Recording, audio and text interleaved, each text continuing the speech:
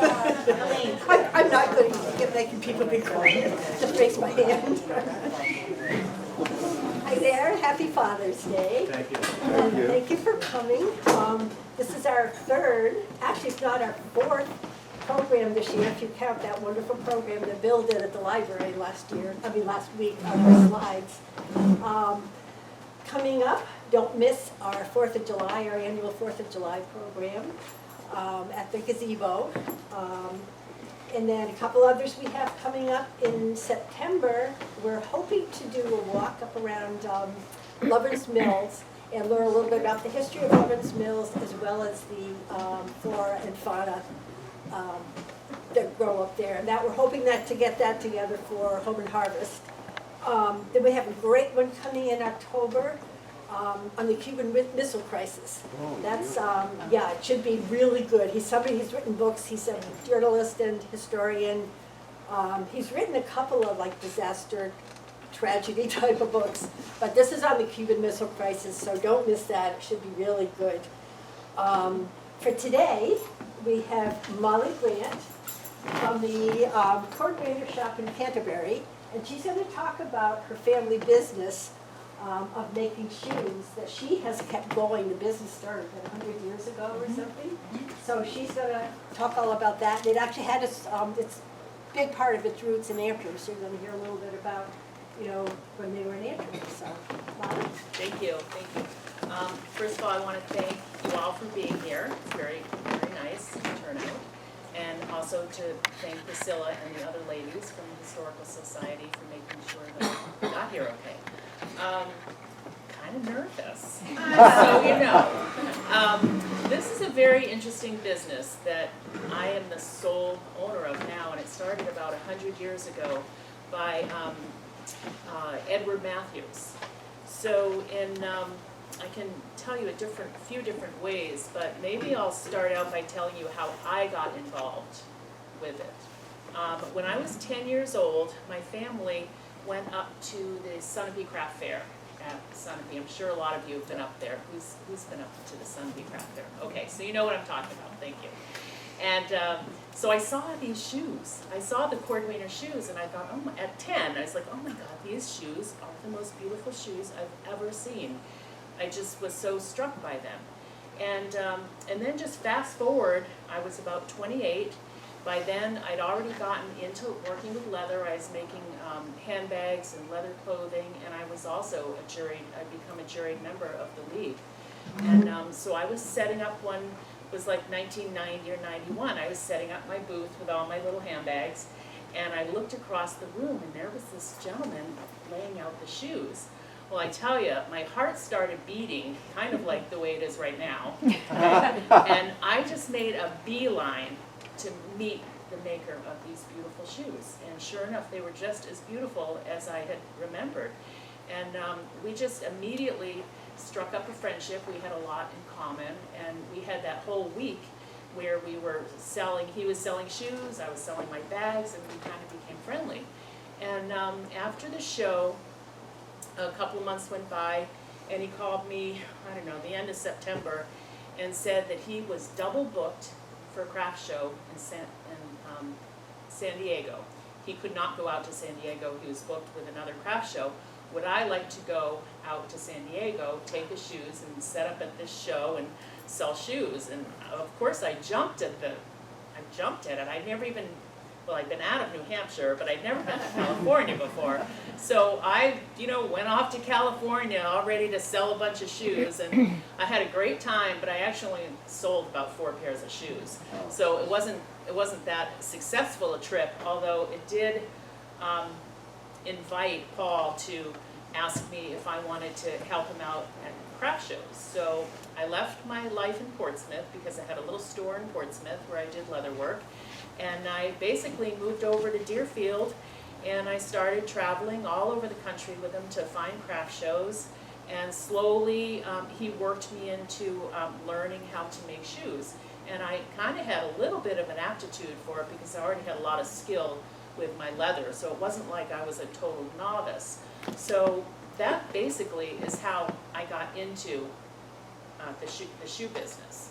So now I can start with the history of this Matthews family, which is very interesting. And I'm going to show you, as I tell you, I'm going to show you pictures just so that you can put a face to it. This picture here is Paul's father, Edwards, who actually started the business. He was born in the late 1800s. This is his sister, Alma Matthews. Now, she was quite a character in herself, too. She lived in New York City.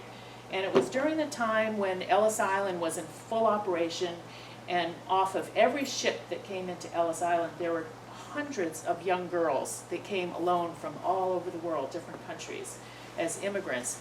And she saw what was happening to these girls, that they were being taken advantage of, they were being, I don't know, whatever. They were just not in a good space. So she started a home for young girls called the Alma Matthews House, and it was in New York City. And she would meet girls at the dock. She'd bring them home to her boarding house. She'd get them clothed properly. She'd help them to find jobs. She would help them learn English. And she did this for about 10 years. And the most interesting thing that I find about Alma Matthews is that she was deaf. And she had this special way of communicating with young girls and having them trust her. And so she would take care of them. So that's just, that kind of just shows you the kind of family that Edward was from. He had brothers and sisters who saw a need, and they worked hard to try and make a change. That's the kind of person he was.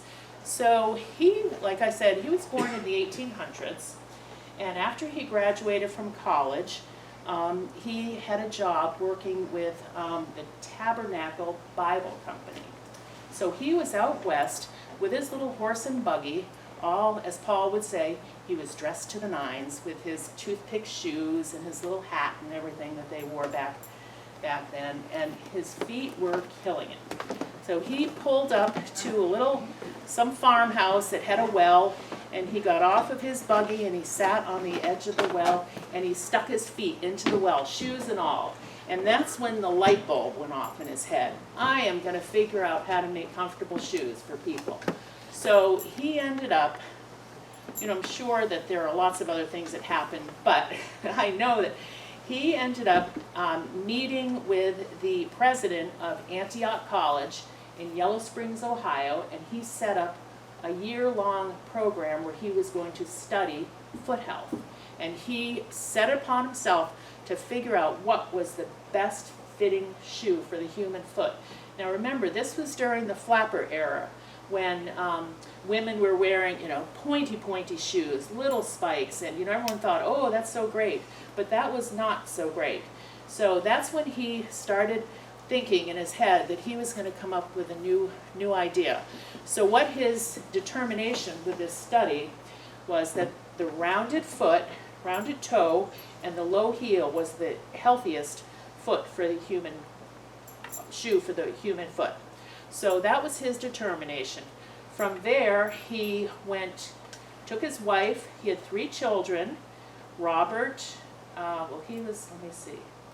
they had the oldest son, Bobby, who died at 16 during the mid-20s. He had an ear infection, and it turned into a really bad ear infection, and he actually died. And that changed the course of Edward's life because he was so devastated at the loss of his firstborn.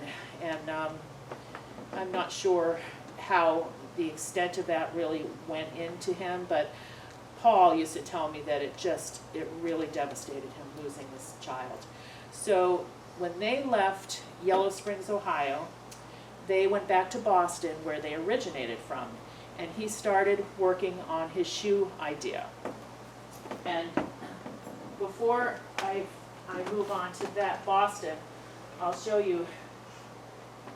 This is a patent that he made of a shoe that he applied for, that he made of this Grecian sandal. That's what the sandal was called, the Grecian sandal. So this is the original copy of the patent. And this picture here, and you can pass it around if you all like to look at it, the man in the middle, that's Paul's father, and then his wife, the dour looking woman right next to him, is there. And then you'll notice all of these women are wearing the, you can pass that around, are wearing the Grecian sandal. So the Grecian sandal was kind of a breakthrough, especially in Yellow Springs, because everybody was wearing it, this beautiful sandal. And I have here, this is a Grecian sandal that they made. This is from the 1950s. This sandal was made in the 1950s. And what's special about this sandal that you don't actually see in the construction of some of the other shoes is, see those stitches on the outside? Mm-hmm. So this is called an L sole construction. L because it's kind of shaped like that. And so that made it easy to, when the sole wore out, you could send them back to us, or them, and cut the old sole off and hand stitch a brand new sole on. So you can still do that with this shoe, but this was a revolution in shoemaking, this L sole. And that's, Paul came up with this design before World War II broke out. So he must have been about 20 or 21 when he came up with this idea for doing that L sole lacing. So they moved back to Boston, and they opened up a little shoe firm. They called it the Shoe Firm in Boston, and they started selling shoes to whoever would come into their shop and buy them. At the same time, they bought a farm in beautiful little Antrim, New Hampshire. And what they would do is they would work during the week in Boston, and then on Friday afternoons, they'd zip their way up to Antrim, New Hampshire, to this beautiful farm with a huge barn and field. And they wanted to, and Edward, Paul's father, was gung-ho on building a craft school. He wanted to get young people to come up to Antrim, New Hampshire. He wanted to teach them shoemaking. He wanted to teach them how to farm. He wanted to teach them blacksmithing, all those sorts of useful crafts. And so he did that, and for a few years it did prosper. And then, of course, the Depression hit, and they had to sell the farm. But in the meantime, after my talk, if you want to come up, I have, these are pictures here of Antrim, of the farm, and some of you might recognize the barn. It's on, what street is it on? Walnut? Turner Hill. Turner Hill. It's a beautiful farmhouse, and the barn is still standing. So that's what these photos are here. I'm trying to think if I'm leaving anything out. So this is a picture right here that I've got. This is Edward Matthews, his two sons, Paul and Lincoln. They had a sister, Jane, and then another sister, Sally. Now, when they started back with the firm in Boston, Lincoln and Paul started learning how to make shoes, and they were really involved in it. And then Pearl Harbor happened. For some reason, Lincoln did not go to the war. I'm not sure if it was his flat feet or eyes or whatever, but he didn't go. He did not go.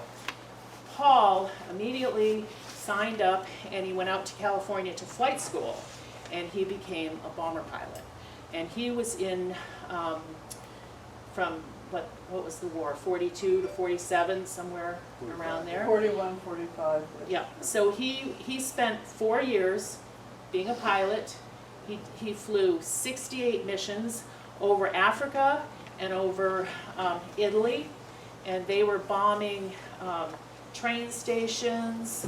You know, they weren't bombing towns, they were doing the train stations and the bridges and things like that. So that's what Paul did. So when Paul came home from the war, unfortunately, his father had passed. Onto the middle table here, afterwards you can take a peek. These are some war pictures of Paul when he was in the service. And then when he came home, these photos here are of the shoe shop in Weymouth, New Hampshire. Because they had the firm in Boston, then they had the home where they lived in Weymouth, and they made shoes in Weymouth.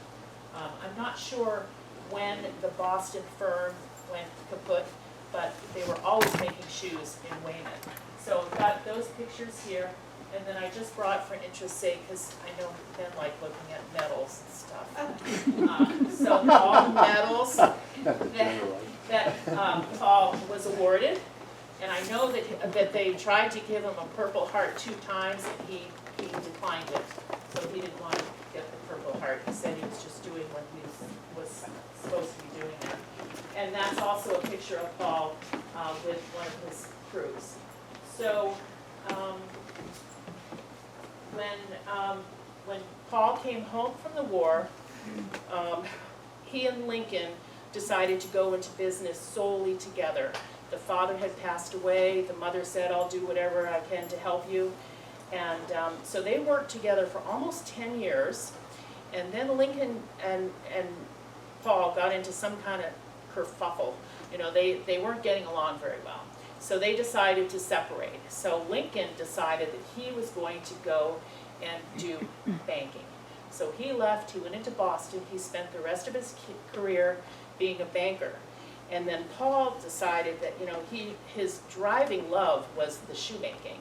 He really loved it. He had friends in the war who were pilots, and they said, come on, let's do a commercial flighting. You can be a commercial pilot. And Paul was like, no, don't want to do that. He just wanted to come home to Boston and make shoes.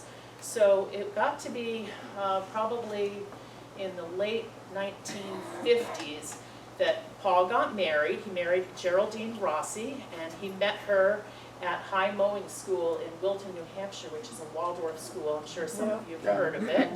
Paul went up there quite often. He made shoes for all of the staff, and the teachers were crazy for Cordwainer shoes. So that's where he met Geraldine. She was a student there. So they got married. He brought her back to Weymouth, and they're in Weymouth for a few years, and then Paul decided that he wanted the good life again. So he wanted out of Boston, and he wanted to come to New Hampshire. So one day they were driving through Deerfield, New Hampshire, just on, you know, they didn't have 93, they didn't have the big highways, so if you wanted to go to New Hampshire, you were on the back roads. So they came upon this cute little house in the center of Deerfield, and Paul stopped in, he knocked on the door, and he said, I'm looking to buy something around here. Do you know any homes for sale? And the man said, yes, this house is for sale. So Paul immediately, he drove down to Weymouth, got his $500 cash, brought it back that same day, gave the guy the deposit, and that was his ticket to Deerfield. So they all moved to Deerfield. They had, at that point, they had 3 sons. They had Robert, Jamie, and the daughter Susan, 3 children by then, and then Sarah came along shortly thereafter, and then Wendy came, a few years after that. So they lived in that house quite successfully, making shoes. It was an old schoolhouse. It was a beautiful little cape, and then attached to it had been a schoolhouse. So they turned the schoolhouse into the Cordwainer Shop. So they loved living there, and one day, this is what their kids told me, was that Geraldine said, there's a farm down the road that's got 100 acres and it's for sale. And so Paul went out and he bought that.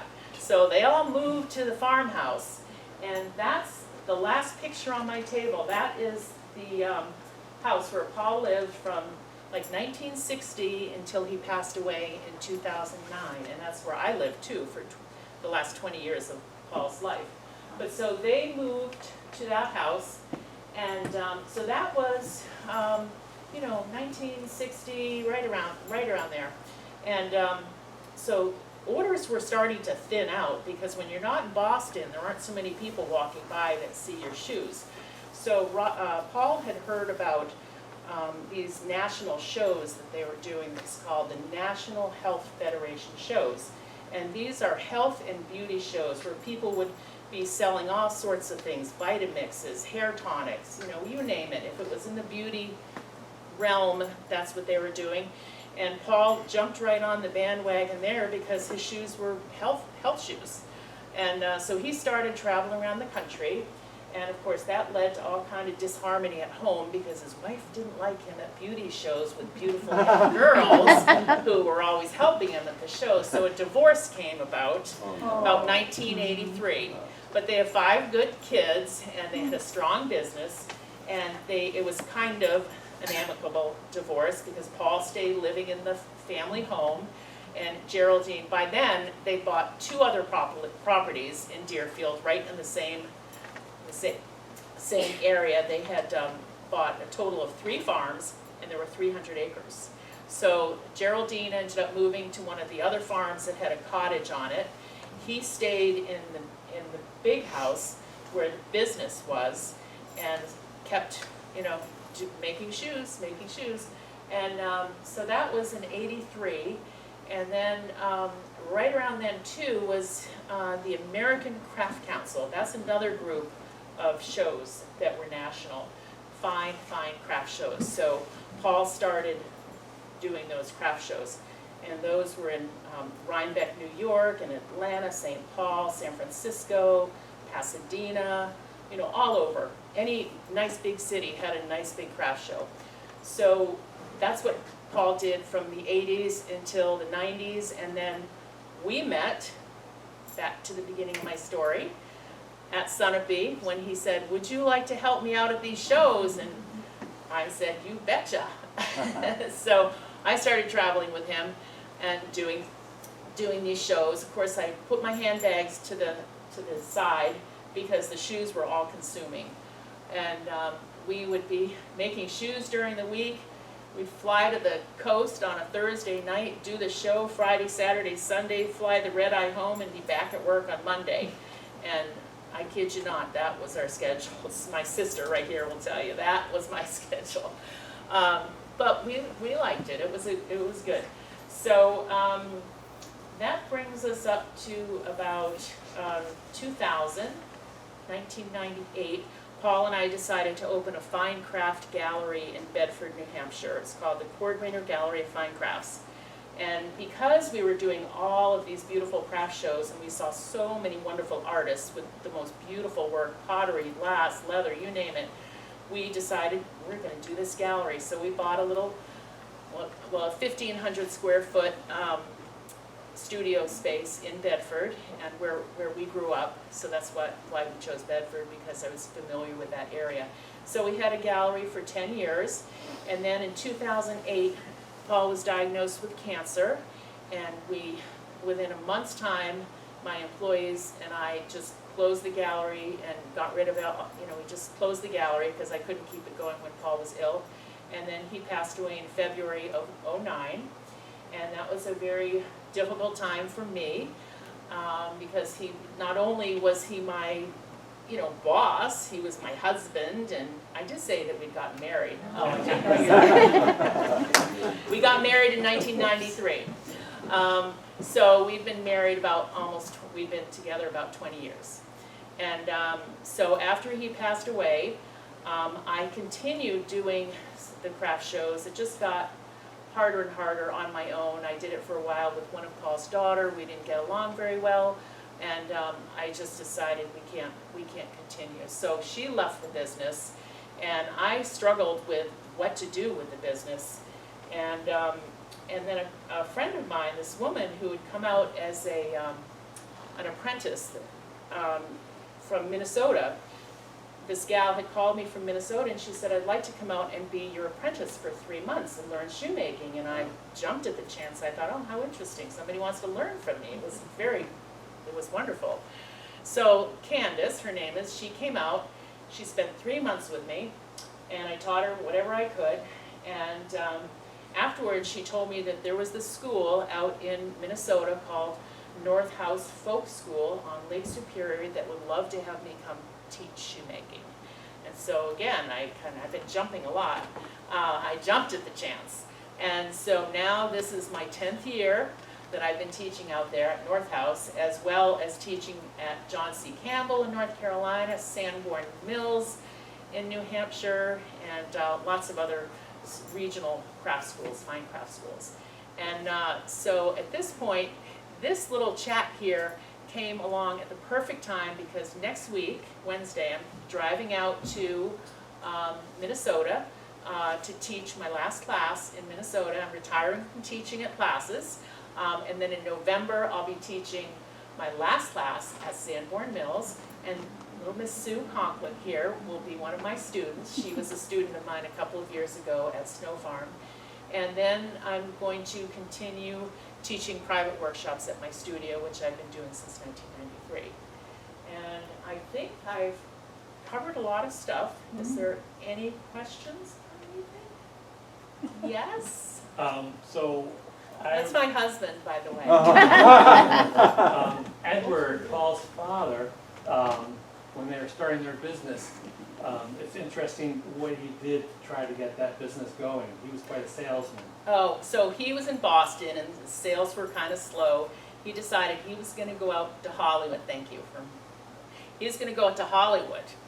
And so he went out to Hollywood and he started knocking on doors, and he's ended up meeting Douglas Fairbanks Jr. and Mary Pickford and Shirley Temple and Cesar Romero. And along the way he met Henry Ford. This was Paul's father. And he was a real go-getter and a real thinker and fast-forward thinking. So he spent a lot of time out there meeting these people, getting them to order shoes and to help financially with the business to keep it going. So is that what you wanted me to talk about? So, I've got a question. You're talking, I know this is about the history, but are you going to show us a little bit about how you make the shoes? oh, would everybody like to see that? Yeah. Okay. So I have a little display here. These are just a small percentage of some of the shoe materials, tools that I use. This is, I have a handful of these old punches. You can pass, do you want to see them? Would you like to see them? Punches. This, a lot of people, I bet a lot of you have seen a plier like this and wondered, what the heck is that? This is called a lasting plier. So when you've got your shoe, oh, this is a last, okay? These are all rock maple glass, they're hardwood. They were made for the Cordwainer Shop. So when you're lasting a shoe, what it means to be lasting is when the upper is done, you slip the last into the shoe, and then you want to pull that tongue back. You want to pull that tongue back and then tack it down. So that's what that little thing is for. That's fun. And then this is just your basic tack hammer. And then this is my favorite hammer. It just has a beautiful round face on it. And then this is a funny story. My brother's here right now. He's the culprit for this. One day he gave me this box of junk and he said, I don't know what's in it, but you can have it. So I found this. He didn't know what it was. Can anyone guess what this is? No? Torture device. That too. This is called a bunion stretcher. Okay? So if you have a shoe, well, everybody knows where the bunions are, right? They're right by the front part of the shoe. Got one. So you take this, do you need your shoes stretched? Is it leather? So you slip it in here, and then you squeeze it real tight, and you can leave it. Sometimes you want to leave it overnight, and that will help. And then you take it off. You can't really see because this is a customer's shoe. I don't want to give her a bunion if she doesn't have one. But then that'll stretch. So that's what that is for. So this is an interesting part. This is a Pathfinder. This is a Pathfinder from the 1950s or so that a customer gave back to us. Her mother had passed away. She said, would you like to have these shoes? And I said, sure, what a wonderful thing to have. So how the sole is very interesting. I did bring everything to show you. So say I have a customer and they're a 10B. Measure their feet first, find out that they're a 10B.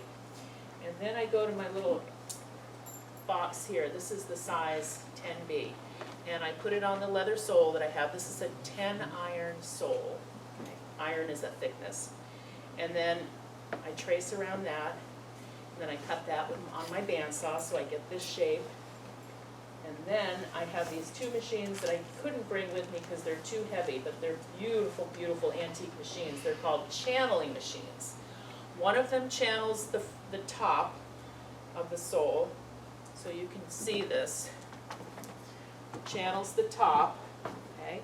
And then the other machine, there's a slice here, channels that bottom. So So there's 2 slices. And then, this is what we call the marking pattern. And so that goes down on the leather sole, and with an awl, I go around and I prick all these little marks here. Now, a size 10, I don't know, this doesn't say on the size, a size 10 is gonna have 52 holes in the entire, what's 47 and 47?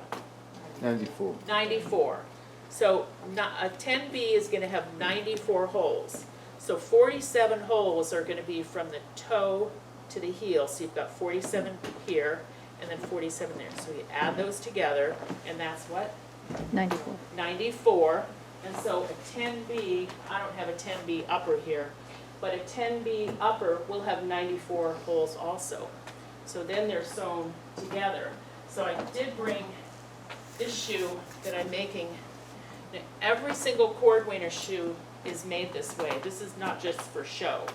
Okay, we're hand lacing. I have a waxed cotton lace, 2 needles, and the upper is already punched with the holes. Okay, and then the sole. So this sole has this is 84 holes all the way around.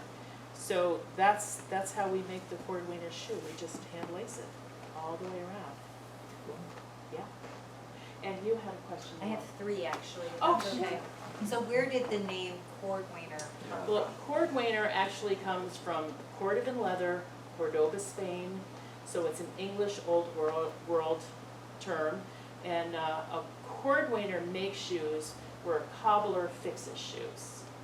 So a friend of mine was telling me yesterday that in merry old England, when there were Cordwainers, there were also cobblers. The cobblers were only allowed to work on old shoes. The Cordwainers were the ones that could work with the brand new leather. So that's the difference. Yeah, so that's one question. The next one is that machine you talk about that makes the holes.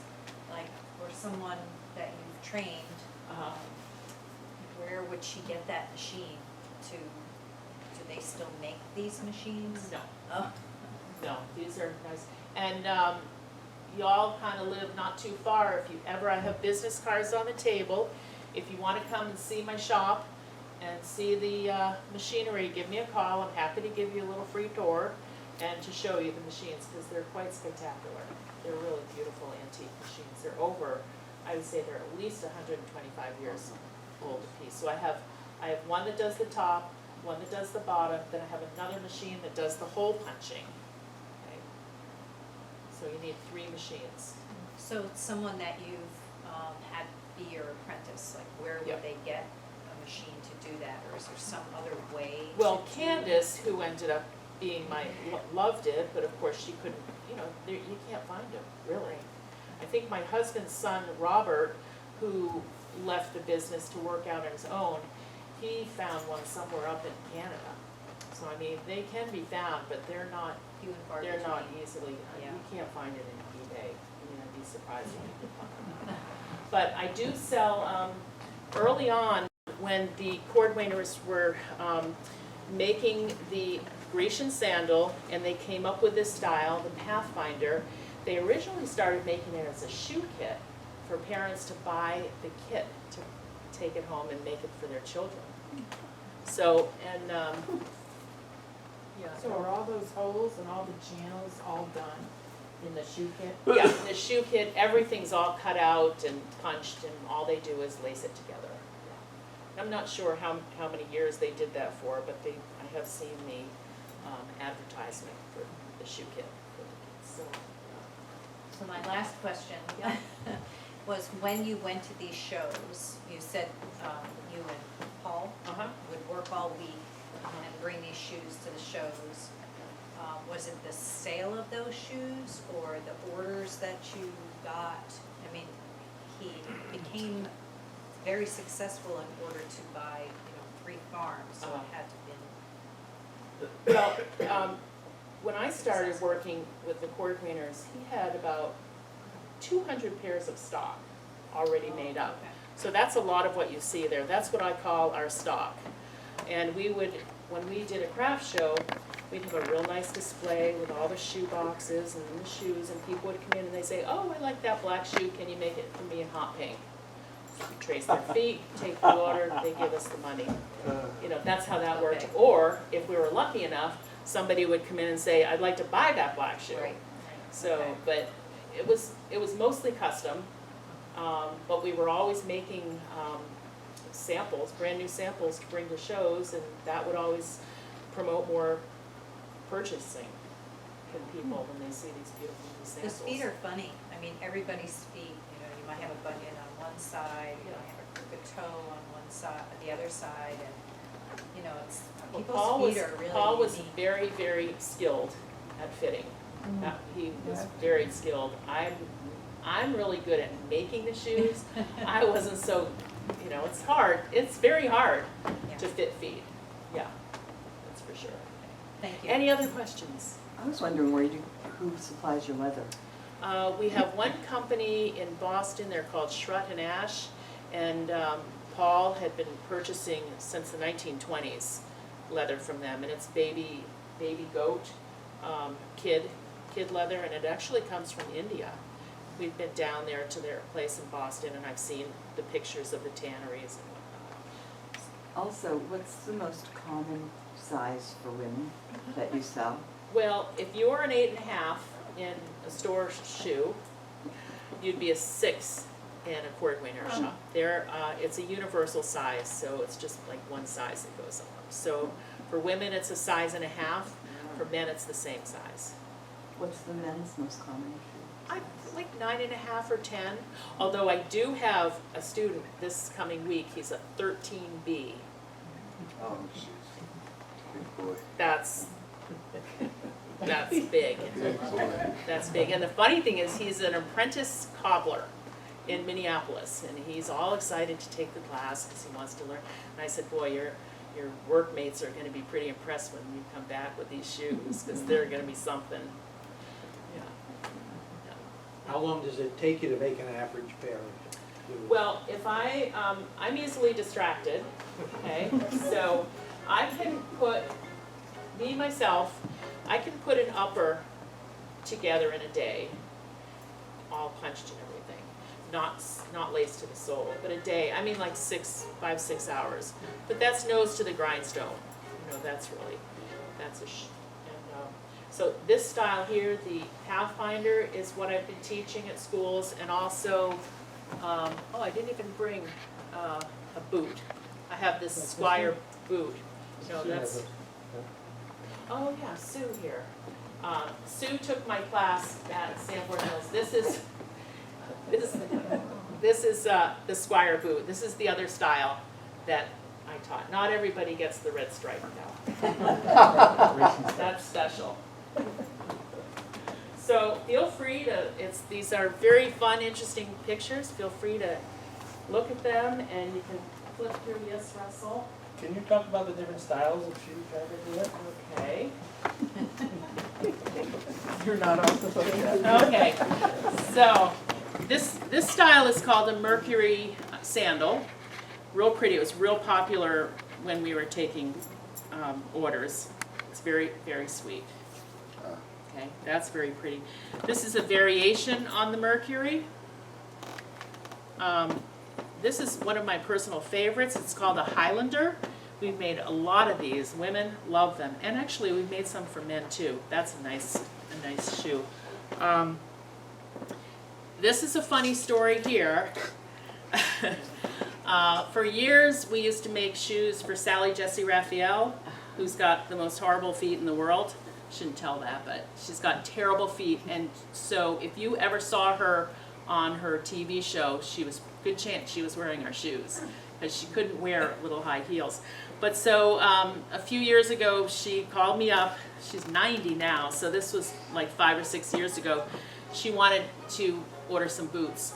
So she lives in Pawling, New York. So I have a friend who lives right near there. So I said, oh, I'll come down and see you. So I went down to her, and she ordered these. I made them. They didn't fit just right. I had to remake them, so now I have them forever. Because Is the ones you remade for her just like that? yes, yeah, She, yeah. she was not afraid to call attention to her feet if she had horrible No. feet. No. This style is called the Olympia, kind of a cousin to the Pathfinder. This is the Pathfinder. Olympia is a simpler version. It's very pretty. And then, so all these are shoes that personally I have made all by my lonesome self. Okay. This is another style that's real pretty. Emma. This is the shoe that out of all the shoes, I'm not a shoe designer. I don't claim that any of these are my designs except this one. This is real pretty. You can pass that about. This is a Tyrolean shoe, which has been really popular. And interestingly, that folded toe, people love that little folded toe. And what that does, it gives you a little bit of a higher toe box because the leather's folded. So a lot of women who had those little ski jump toes would order this. But this is a lovely, lovely shoe. And that tongue there, There's a pattern. I get that tongue using this piece. This antique, which is very fun to pound. Yeah, but it has to be. That. And this is another Tyrolean. Are there any men here who are a size 12? This is a real pretty shoe. Handsome shoe. This shoe here I brought in particular because Paul made this, I'm sure of, and it was made in 1954, a 13B, and I do want you to pass it around, and I just want you to see with your eye the quality of this shoe. And think that that is handmade, not a machine. It's all made by hand. And this is another shoe too, that I think this was made in the 80s, but yeah, this is 83. This is another one that's, I look at it and I think, I can't believe a human made this. I mean, the stitching, this design around the front toe area is beautiful. It is. Who is your market? Who comes and buys these shoes? Well, Can you generalize it all? right now I don't have anybody because I'm not out there at shows. Oh, But when I was after Paul passed away, I started applying to the Smithsonian Craft Show in Washington, D.C., and I started doing that show, and I sold a ton of shoes to women in Washington, business women, people that like quality, people that don't want to wear a pair of shoes that were made in China. They like the handmade aspect of it, and they love the styles. They're beautiful. Yep. Yeah. Like what you're wearing is, This is a Pathfinder. I made this for today. it's perfect on. Thank you. What's it? Everybody, this is my apprentice, Oh. Jason, oh, Jason. who's a little bit late, but Jason's gonna be traveling out to Minnesota with me next week. He's gonna be my assistant at my classes in Minnesota. Was there some question? I want you to tell us about all the famous people you've made shoes. Oh. Well, one funny story, it's not about me, it's about Paul. We used to do these private shows in New York City and Boston. So we would send out postcards to all of our customers, go to the hotel, set up in our private suite. And so Paul was doing the show in New York, and I wasn't there, I don't know why, but I wasn't there. And there was a bunch of, 5 or 6 people in the room, and one of his customers, I remember her name, Rosemary West, got ready to leave after her ordering her like 3 or 4 pairs of shoes. And she and Paul had known each other for 20 years because he'd been making shoes for her. And she said, "Can I have a hug and a kiss?" And Paul just jumped up and he said, "Sure." So he hugged her and kissed her, and Paul sat back down with his order slip. And a man came in, sat down right in front of him on his knee, and he said, "Can I have a kiss too?" And he put his head out like this in front of Paul, and Paul just leaned over, kissed his head. Guess who it was? Bill Murray. Oh, really? And he ordered 7 pairs of shoes Oh, really? that day, and we never heard from him again. Enough for life. I don't know, let me see. Other people that we've met, we were at a show in New York, and we're set up, our booth was beautiful, and one of the guys who worked at the Park Avenue Armory where we were came by, he whispered in my ear, he said, there's somebody famous coming down the aisle. And so I looked, and it was Martha Stewart. She's walking down the aisle like this. And I thought, for sure she's gonna come in and order some shoes. It never occurred to me. She can afford them. You know, she's supposed to have taste. She just walked right by. And then I don't want to talk about that much more, but I will tell you about my favorite encounter was this woman came into our booth and she said, these are the most beautiful shoes I've ever seen. Guess who that was? Carly Simon. Oh. So I immediately said, can I use that? So she sat down and she ordered shoes, and she bought some shoes. She ordered like 6 pairs of sandals because she and a friend of hers were opening up a gallery down in Martha's Vineyard. So she bought a bunch of sandals for her store, and so that was quite thrilling. But my husband used to say that Carly Simon could eat corn through a picket fence. Because they're, whatever. Yeah. So you, I love to have a flat shoe. It just Yep. makes me balance better. But I noticed that these don't have arches. We don't build an arch into the shoe. We make arch pads, or we can build the arch into the, there's a little sock lining in both of the shoes, so we can lift those up and put a sock lining. I mean, a But you little arch don't pad. if you're making shoes. Well, it's not sanitary to do that. You want to have something that you can slip in and out. Oh. So we can make the shoe adjustable so that there's enough room so that you can put the arch pad or metatarsal pad.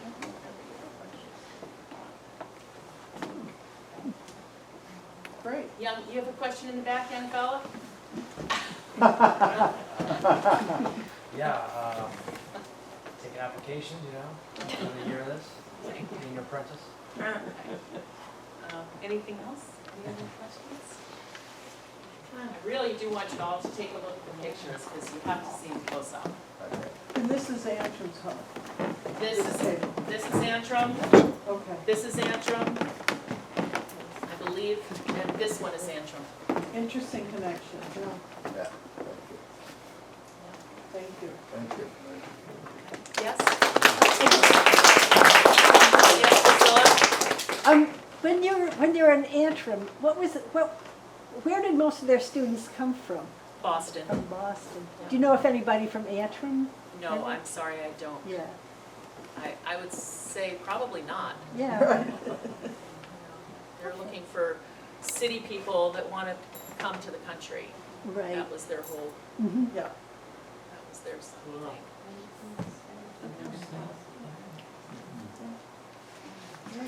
Yeah, thank I you. can tell this man here wants to order a pair of shoes. I think the ladies here have a little treat in the back, and you can